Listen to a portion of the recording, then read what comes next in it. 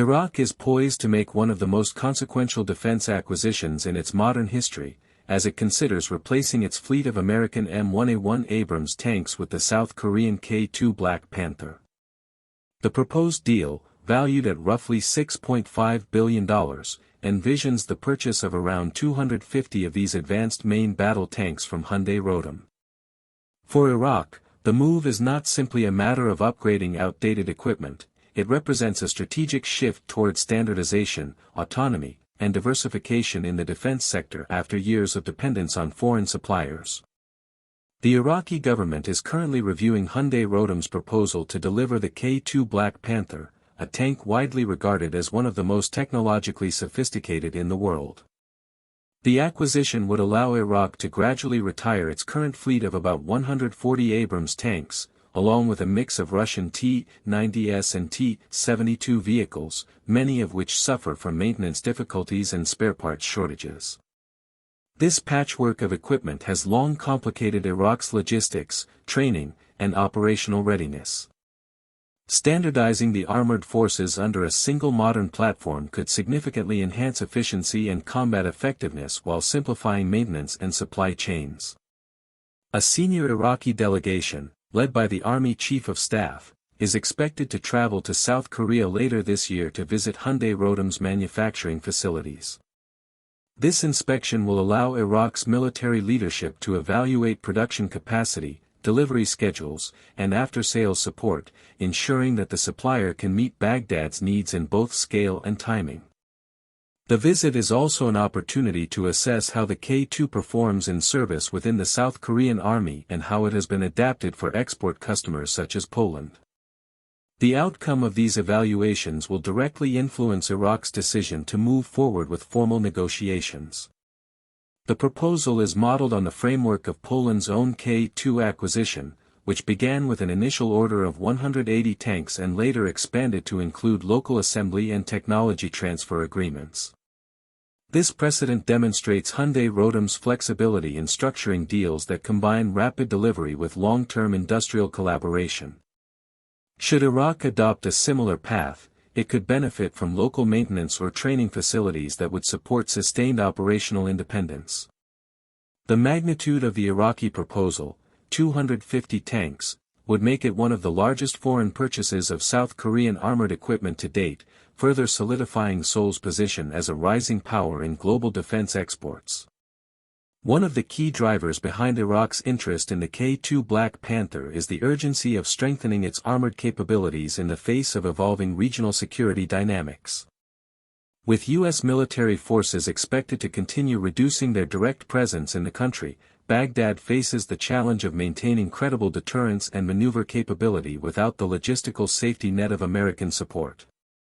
The Abrams, while highly capable, are notoriously costly to operate and maintain, especially in desert environments where sand, heat, and fuel consumption limit their practicality.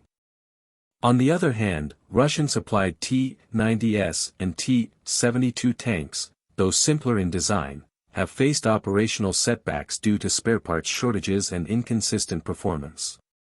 The K2 offers a balance between these extremes, high-end capability with modern electronics and reliability under harsh conditions. Hyundai Rotem has invested heavily in expanding its production infrastructure to meet rising export demand. Since 2023, the company has doubled its manufacturing capacity, enabling the output of more than 200 tanks per year. This industrial momentum ensures that it can meet multiple international commitments simultaneously, including ongoing deliveries to Poland and new contracts under negotiation. Once local assembly in Poland reaches full-scale production, Hyundai Rotem is expected to redirect part of its capacity toward new clients such as Iraq, allowing for rapid fulfillment of orders and ensuring continuous production well into the next decade. The K2's design itself has already proven suitable for Middle Eastern conditions. It has undergone extensive trials in environments with extreme temperatures exceeding 50 degrees Celsius, including tests conducted during joint exercises in the United Arab Emirates and Qatar. These evaluations demonstrated the tank's resilience against heat, dust, and sand, factors that have historically degraded the performance of Western tanks in similar settings. Hyundai Rotem has even developed a specialized version known as the K2 or Middle East variant, featuring enhanced cooling systems, upgraded air filtration, and an auxiliary power unit to maintain critical systems when the main engine is off. Such modifications align closely with Iraq's operational environment, making the K2 a natural fit for its desert-dominated geography. Beyond environmental adaptability, the K2 Black Panther brings a host of advanced combat features. It is equipped with a 120mm L/55 smoothbore gun paired with an automatic loader, capable of firing up to 10 rounds per minute. The weapon system integrates a cutting-edge fire control suite with thermal imaging, target tracking, and laser rangefinding, enabling accurate engagement of targets beyond 4 kilometers, even while moving. The vehicle's 1,500 horsepower engine allows top speeds of 70 km per hour on paved roads and 50 km per hour off-road, while its hydropneumatic suspension gives it remarkable stability and maneuverability. Combined with modular composite armor and optional active protection systems, the K2 offers a blend of firepower, protection, and agility unmatched by older designs. For Iraq, adopting such a platform would mean more than a technological upgrade, it would redefine its armored doctrine. The transition to a smaller three-person crew thanks to the K2's automatic loading system would streamline operations and reduce manpower requirements. Standardization around a single type of tank would also simplify logistics, as the current mix of US and Russian models requires separate maintenance infrastructure, training curricula, and supply chains. Consolidating around the K2 would eliminate redundancies and make Iraq's armored units more cohesive and deployable. From a geopolitical perspective, Iraq's potential deal with South Korea also highlights a growing trend in the global arms market, the diversification of suppliers beyond traditional Western and Russian sources.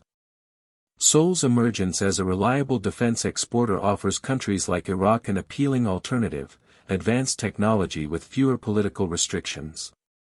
By engaging South Korea, Baghdad would gain access to high-quality equipment while avoiding the geopolitical complications that often accompany large-scale purchases from Washington or Moscow. It would also send a clear message that Iraq intends to assert greater independence in its defense procurement strategy. Economically, the $6.5 billion investment would be substantial, but Iraq's government views it as a long-term solution to chronic problems that have plagued its armored forces for years. The cost of maintaining aging Abrams and T-Series tanks, along with inconsistent parts availability, has eroded readiness levels and consumed significant portions of the defense budget. In contrast, the K2's modern design emphasizes ease of maintenance and digital diagnostics, potentially lowering life cycle costs. The possibility of establishing local maintenance or assembly capability could also generate domestic employment and foster new technical expertise within Iraq's defense industry. Should the deal move forward, the first K2 deliveries could begin within 3 years, following production adjustments and training programs for Iraqi crews.